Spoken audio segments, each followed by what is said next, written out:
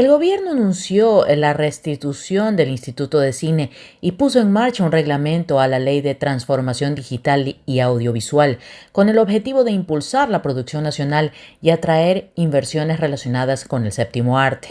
El presidente Guillermo Lasso Mendoza presentó las dos iniciativas durante una ceremonia especial efectuada en la Sala 8:30, un tradicional escenario de proyecciones en Quito. El primer mandatario recordó que el Instituto de Cine y Creación Audiovisual se había fusionado con otras entidades culturales, pero remarcó en que existe la necesidad de devolver el espacio propio a la industria cinematográfica del país. El Tribunal Contencioso Electoral resolvió negar el recurso subjetivo interpuesto por Marcela Guiñaga, presidenta del movimiento Revolución Ciudadana, en contra de la resolución del CNE en la que se desestimó una impugnación contra Javier Hervas, candidato a presidente con el movimiento Reto, en las elecciones de Ecuador 2023. En una sesión de este 6 de julio, el Tribunal Contencioso Electoral tomó esa decisión por unanimidad, porque no había pruebas de la acusación del correísmo de que Hervas tiene capitales en paraísos fiscales, algo que está prohibido para quienes se candidatizan. El nombre que aparece de una empresa en Panamá sería de un homónimo de Javier Hervas. El Tribunal Contencioso Electoral determinó que la resolución del CNE invoca las normas y principios jurídicos y constitucionales y legales referente al ejercicio de los derechos de participación, los requisitos y prohibiciones, dice el documento. La Contraloría General del Estado emitió una glosa de $51 millones en contra de la petrolera Cóndor, perteneciente al consorcio venezolano CPVN, y 5 funcionarios de la extinta Petroamazonas. Esta sanción se debe al incumplimiento de los contratos para la perforación de los campos petroleros Drago y Guanta Dureno, ubicados en Sucumbíos. Los contratos también incluían la reactivación de pozos cerrados y la ampliación de plataformas y fueron firmados en el año 2017 con una duración de 10 años. Un menor de 17 años que circulaba junto con otro joven en una moto robada falleció la mañana del miércoles 5 de julio en medio de una persecución policial al sur de Guayaquil. Según el reporte policial, 4 sospechosos se movilizaban en 2 motocicletas y fueron señalados por varios ciudadanos como los sospechosos de múltiples robos a transeúntes en el sector de la Trinitaria Sur, lo que dio lugar a la persecución en la avenida Los Ángeles. Según información recopilada, un sujeto que escapaba con una moto robada y que apuntó con un arma a un agente de la Policía Nacional fue atropellado por un patrullero, donde cayó al pavimento y murió. En la mañana de este jueves 6 de julio del 2023, la policía ecuatoriana junto con las autoridades colombianas recapturaron al cabecilla de la banda Los Lobos, el Gordo Luis. Demostramos nuestro combate frontal a los grupos de delincuencia organizada, indicó el ministro del Interior Juan Zapata. Esta sería la tercera vez que logran la captura del cabecilla. La última vez que estuvo detenido se remonta al año 2022 y fue puesto en libertad después de que un juez le permita una medida cautelar en abril del 2023, lo cual fue rechazado por las autoridades y la ciudadanía. Cámaras de seguridad del sector de Solanda, al sur de Quito, captaron un violento asalto a una docente que llevaba consigo $5,000 y que se encontraba cerca del plantel donde trabajaba. En las imágenes se observa a la mujer que intenta cruzar la avenida cuando 2 hombres la interceptan de forma violenta. Se puede ver que con empujones y golpes le arrebatan sus pertenencias. De hecho, se ve que un morador intenta enfrentarse a los ladrones, pero ellos comienzan a disparar al aire y proceden a huir. Este jueves 6 de julio del 2023, la Fiscalía informó que, en el contexto de la investigación por la desaparición de Rosa Gladys C., se hallaron los restos óseos que pertenecerían a la mujer reportada como desaparecida el 20 de abril del 2022 en Quito. La investigación de Fiscalía llevó a la detención de Ismael S., expareja de Rosa Gladys C. Él mismo dio a conocer el lugar en el que habría abandonado el cuerpo. La ubicación los llevó hasta Amaguaña. La mujer tenía 20 años cuando fue reportada como desaparecida en el sector de la Loma de Puenjací el 20 de abril del 2022, hace más de un año. Aunque la Fuerza de Tarea Conjunta se desintegró a finales del mes pasado, nuevamente los militares han llegado a Durán. Se sumaron a un contingente policial adicional que arribó al cantón guayacense para intensificar los operativos y tratar de contener una nueva ola de asesinatos que ha ocurrido en un lapso de 6 días. Al menos 20 crímenes sucedieron en Durán entre el 29 de junio y el 5 de julio. Entre los muertos hubo víctimas colaterales, como una mujer de 68 años que fue alcanzada por las balas cuando salió a comprar. Este hecho violento ocurrió el lunes 3, en la primera etapa del recreo.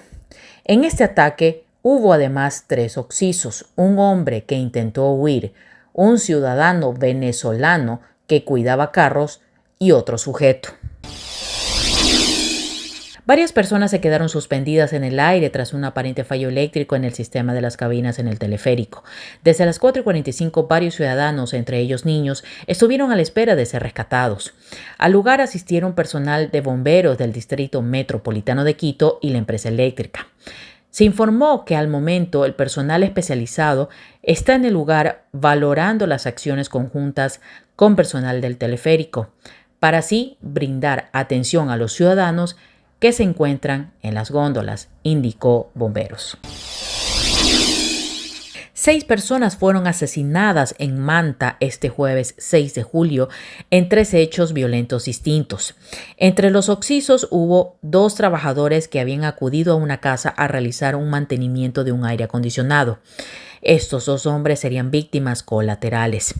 El primer atentado ocurrió alrededor de las 17 horas. Los sicarios llegaron en un carro y una motocicleta hasta una vivienda de la Ciudadela San José de la parroquia Los Esteros, en el oeste de la ciudad. Según la fiscal Alexandra Bravo, el objetivo de los criminales era 2 inquilinos del inmueble. Sin embargo, los sujetos también mataron a los 2 técnicos.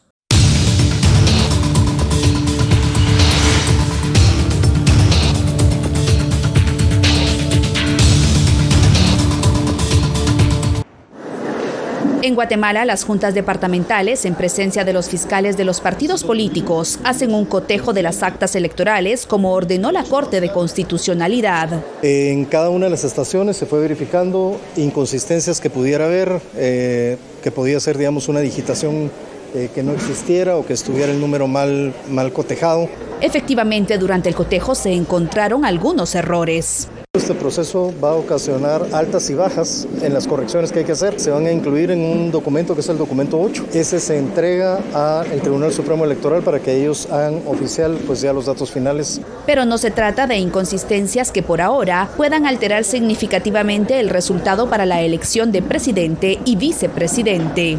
Toca ahora demandarle al Tribunal Supremo Electoral que inmediatamente después de concluido el proceso del cotejo de las actas se haga público y quienes pasan a segunda vuelta y se inicie el debate de los grandes problemas de país por parte de las 2 opciones a nivel presidencial que han pasado. Había controversia por un posible reconteo de votos que no ha sucedido. Lo que se mostró a los fiscales de los partidos políticos fueron los votos que en su momento fueron impugnados. No es que se haya contado de nuevo o se haya alterado, tocado alguna caja. La seguridad fue reforzada en el lugar donde se realizan las audiencias de revisión. El obispo Rolando Álvarez nuevamente se opuso a ser desterrado de Nicaragua. Según organismos de derechos humanos, el diario digital Confidencial y fuentes religiosas que han pedido el anonimato, católicos de toda América Latina han demandado su libertad.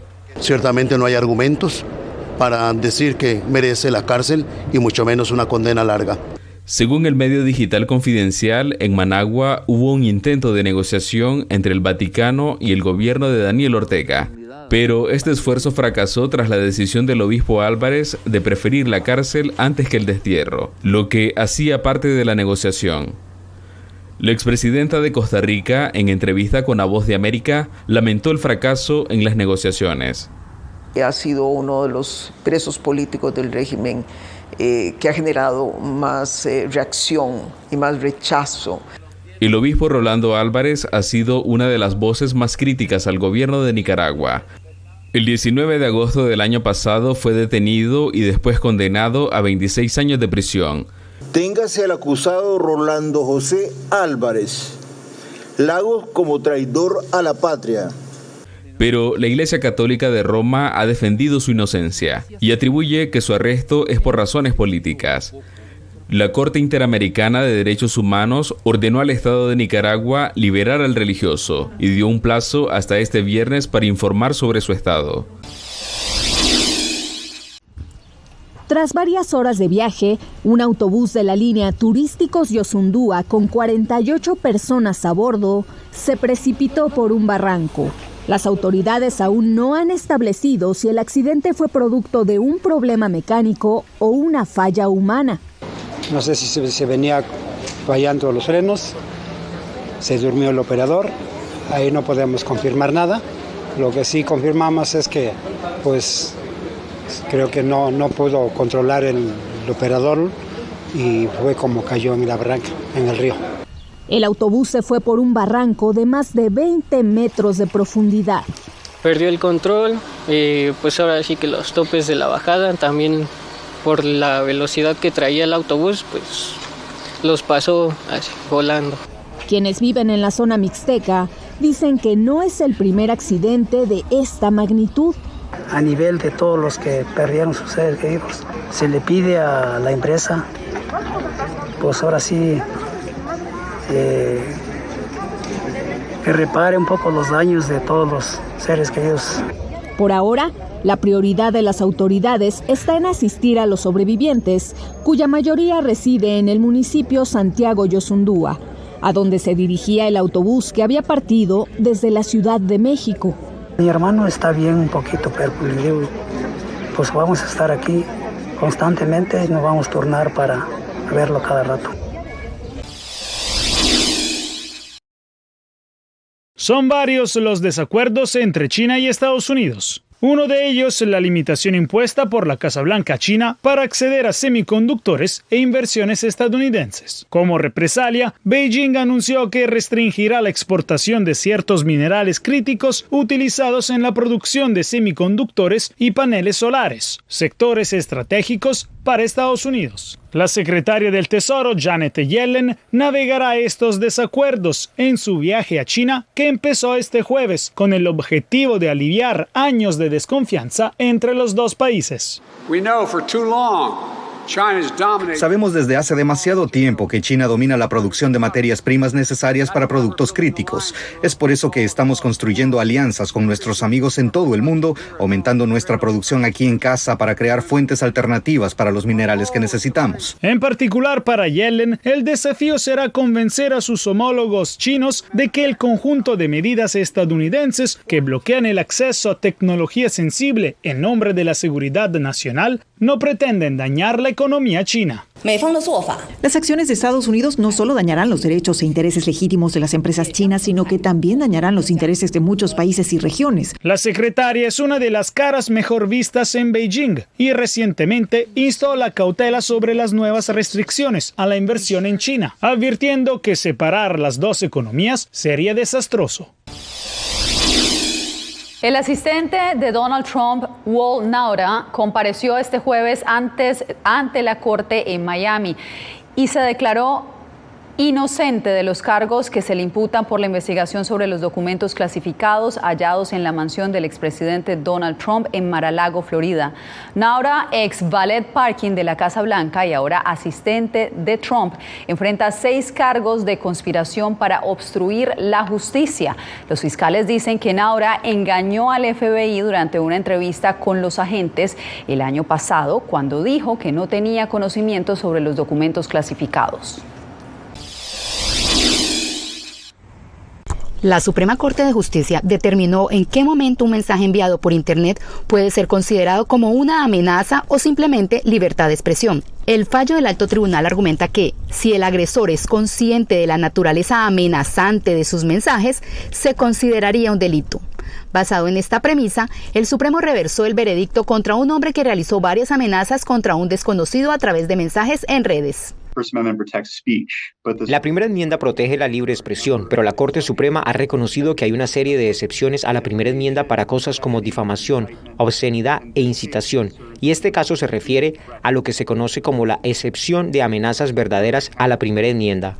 Un experto en libertades civiles explica que la decisión no abre la puerta al acoso en línea, porque serán los fiscales quienes deban demostrar que el acusado actuó de manera imprudente e ignoró el riesgo de que sus mensajes fueran vistos como amenazas de violencia.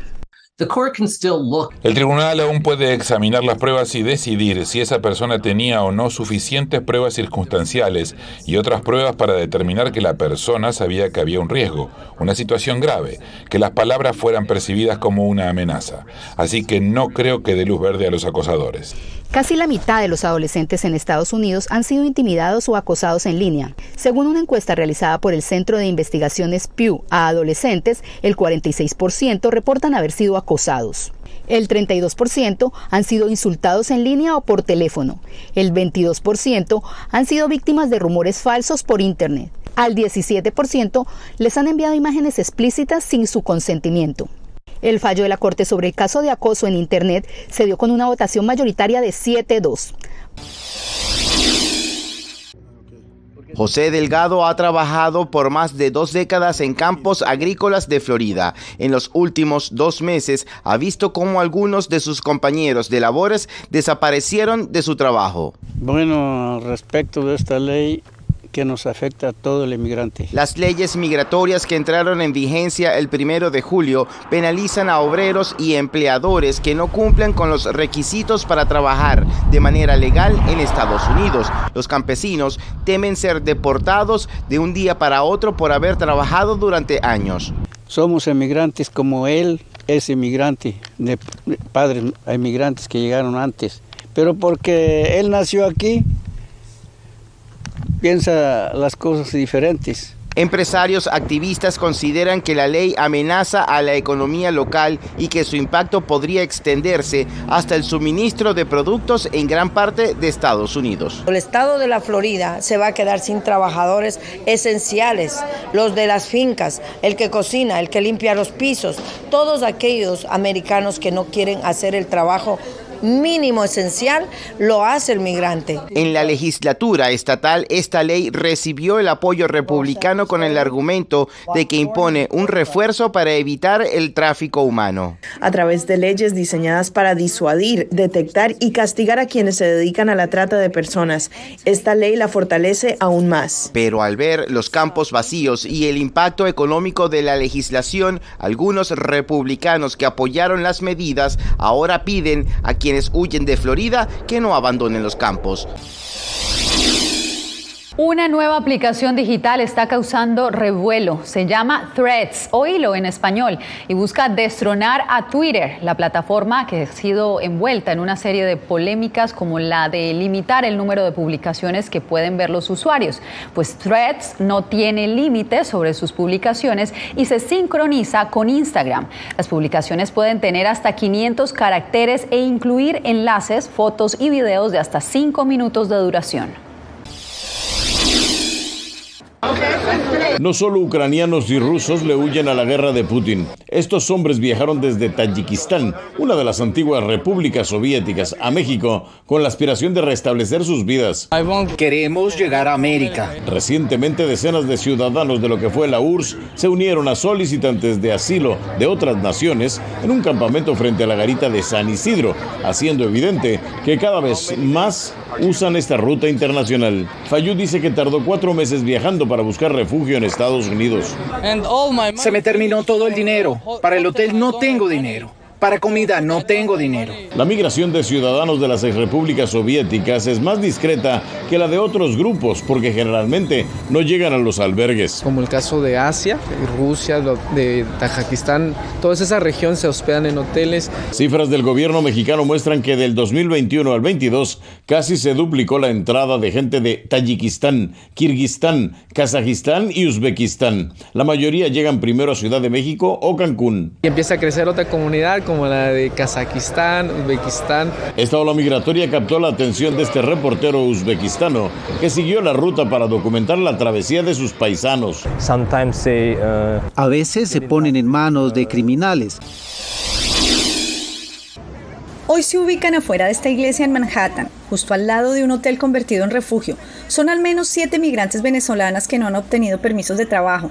Ellas se unieron y decidieron vender suscripciones de internet regalando tabletas. Encontraron patrocinio y ahora van visitando albergues. Bueno, por medio de una amiga que me vio que yo estaba desempleada y pues me dijo vamos para ayudar a las personas y poder emprender pues.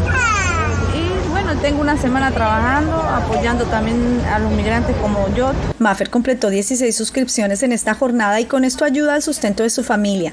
Ella también vive en un albergue. Vendiendo si sea una galletita, porque pues estamos haciendo algo tanto por el futuro de nosotros como el futuro de nuestros hijos. Rosebeli, una de las líderes del grupo, llegó hace 9 meses a la ciudad. Se me benefició bastante, por lo menos para ayudarme.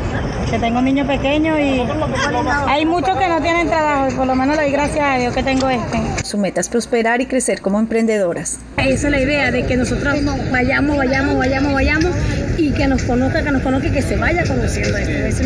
La alcaldía de la ciudad ha pedido al gobierno federal agilizar los permisos de trabajo, pero una gran mayoría de los casi 100.000 migrantes que se encuentran desde el año pasado siguen en el limbo. Perú declaró estado de emergencia en los alrededores del volcán Ubinas, el más activo de ese país. El Consejo de Ministros aprobó la medida de forma preventiva frente al peligro inminente por el nuevo proceso eruptivo del volcán, que tras 4 años comenzó a arrojar cenizas y gas desde el 24 de junio.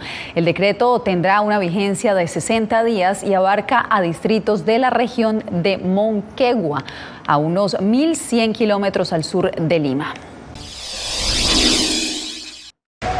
La economía venezolana, que según estimaciones independientes perdió casi el 80% de su Producto Interno Bruto entre 2014 y 2021, vivió una mejora. El gobierno se ha encargado de promocionarla, mientras expertos advierten sobre la dificultad de hacerla sostenible. El primer semestre, en un impulso muy parecido a lo que vimos a final del año pasado, una economía desacelerándose y de manera pronunciada. Hoy prácticamente no hay crecimiento según las distintas variables que estamos midiendo. Henkel García, director de la firma consultora Abus Data, destaca que la tendencia inflacionaria es a la baja e indicó que se debe hacer un seguimiento a lo que será el gasto público. El gobierno ha hecho esfuerzos para lograr estabilidad en el tipo de cambio, eso ha incidido también en la tendencia a la inflación. El economista Jesús Palacios, consultor de la firma Ecoanalítica, espera una mejora en el segundo semestre y considera fundamental el aumento de la producción de petróleo luego de varios años. Sin duda es parte de nuestras expectativas, ¿no? Que un levantamiento un poco más consistente y permanente de la producción, desde los 650.000 barriles a casi los 800.000, signifique o permee en la sociedad y en el país en un mejor desarrollo económico, o sea, un mejor crecimiento. El Fondo Monetario Internacional esperaba para este año un crecimiento del 8% respecto al 2022, proyección que en marzo redujo a un 2% ante la contracción importante del consumo y de la actividad de muchos sectores durante los primeros meses. Ya no es una idea del futuro. El primer carro volador recibió luz verde para despegar. Ahora ese futuro puede convertirse en realidad después de que la compañía Aleph Aeronautics, con sede en California, obtuviera una certificación limitada de la Administración Federal de Aviación de los Estados Unidos para probar su propio autovolador, conocido como Modelo A. Su director dice que espera que el público pueda acceder al vehículo a finales del 2025 con un precio de $300,000. Con esto me despido por hoy.